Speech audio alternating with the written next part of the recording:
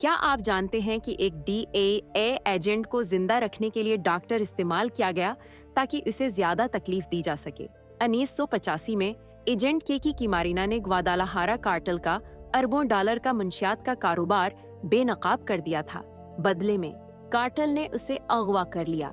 36 گھنٹے تک وہ اسے منظم طریقے سے تشدد کا نشانہ بناتے رہے۔